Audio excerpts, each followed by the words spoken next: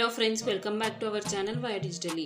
ఈరోజు నేను మీతో ఇడియమ్స్ అంటే తెలుగులో జాతీయాల గురించి చెప్పబోతున్నాను.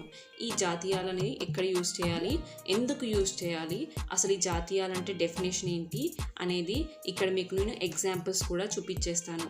సో అంతకన్నా ముందు మీరు కనుక మా ఛానల్ని సబ్స్క్రైబ్ చేసుకోకపోతే ముందుగా మా ఛానల్ని సబ్స్క్రైబ్ చేసేసుకోండి. ఫస్ట్గా మనం ఇడియమ్స్ అంటే జాతీయాలంటే ఏంటో దాని డెఫినేషన్ చూసేద్దాం. సో ఫస్ట్గా ఇడియం అంటే మనకి ఇక్కడ జాతీయాలు అని చెప్పేసుకోవచ్చు. జాతీయాలంటే ఎందుకు యూజ్ చేస్తామంటే మన ఎక్స్ప్రెషన్ని తెలపడానికి మనకి ఇక్కడ చాలా సెంటెన్సెస్ యూజ్ చేయకుండా ఒక చిన్న సెంటెన్స్లో మన యొక్క ఎక్స్ప్రెషన్ చెప్పడానికి మనం ఇక్కడ జాతీయాలు అంటే ఇడియమ్స్ అనేవి యూజ్ చేసేస్తాము. సో దీని యొక్క ఇంగ్లీష్ డెఫినేషన్ చూసేద్దాం. Idiom is a group of words which means an idea or situation which is different than the meaning of individual words of the idiom. So ఇలా మనకి ఇడియమ్స్లో ఉండే వర్డ్స్ అనేవి దాని మీనింగ్ కాకుండా డిఫరెంట్ మీనింగ్ని తెలియజేస్తుంది. దాన్ని మనం ఇక్కడ ఇడియమ్స్ అని కూడా చెప్పేసుకోవచ్చు. నెక్స్ట్, మనం ఈ ఇడియమ్స్ని ఎందుకు నేర్చుకోవాలి?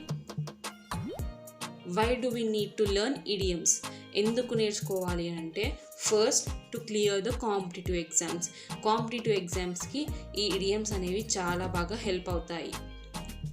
నెక్స్ట్, కామన్గా అందరూ యూజ్ చేసే పదాలు కాకుండా మనం ఏదైనా డిఫరెంట్గా స్పెసిఫిక్గా అండ్ వెరైటీగా మనం వర్డ్స్ కనుక యూజ్ చేసేస్తే మనం ఫస్ట్ స్పెషల్ లిస్ట్లో ఉంటాము అండ్ ఫస్ట్ ప్రిఫరెన్స్ అనేది మనకే ఉంటుంది. సో ప్రొఫెషనల్గా సౌండ్ అవ్వడానికి మనం ఇక్కడ ఇడియమ్స్ అనేవి నేర్చేసుకుంటాం. ఇప్పుడు మనం కొన్ని ఇడియమ్స్ని చూసేద్దాం. Some of the idioms commonly used. Once in a blue moon అంటే ఇక్కడ మనకు అర్థం ఏంటి? వెరీ రేర్లీ, చాలా తక్కువగా. ఇక్కడ నేను ఎగ్జాంపుల్ చూపించేస్తాను.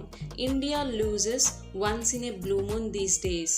ఈ రోజులలో ఇండియా అనేది చాలా తక్కువగా లూజ్ అవుతుంది. She comes out once in a blue moon. తను చాలా తక్కువగా బయటికి వస్తుంది. ఇలా మనకి రేర్ వర్డ్స్ యూజ్ చేయడం వల్ల మన సెంటెన్స్కి అనేది ప్రొఫెషనాలిటీ యాడ్ అవుతుంది. సో మనం ఇక్కడ ఇడియమ్స్ అనేవి యూజ్ చేసేయాలి. నెక్స్ట్ ఇడియం ఏంటో చూసేద్దాం.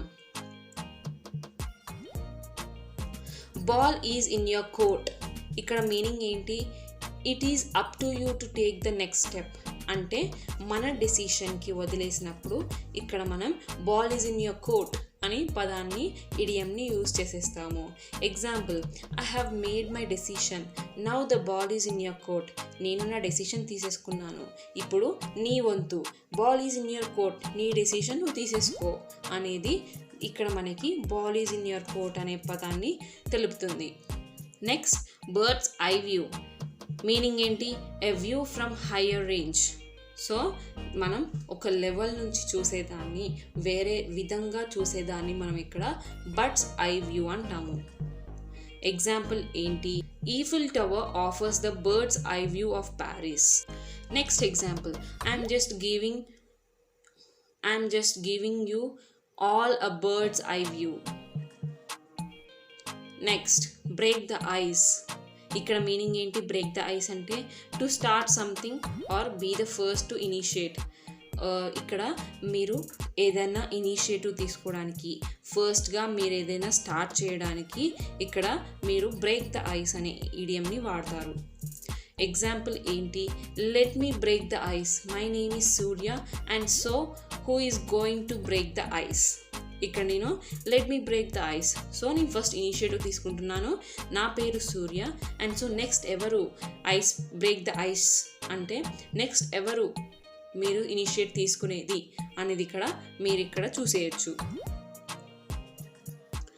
Be on cloud nine. Be on cloud nine అంటే ఇక్కడ మనకి meaning become very happy. Example, Raju is on a cloud nine, he won the lottery. Raju అనేది వాడు చాలా హ్యాపీగా ఉన్నాడు. ఎందుకు? He won the lottery. ఇక్కడ మనం హ్యాపీ అనే పదం యూజ్ చేయకుండా be on a cloud nine అనే పదాన్ని యూజ్ చేసేసాము.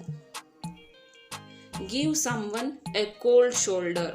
ఇక్కడ మీనింగ్ ఏంటి? To ignore.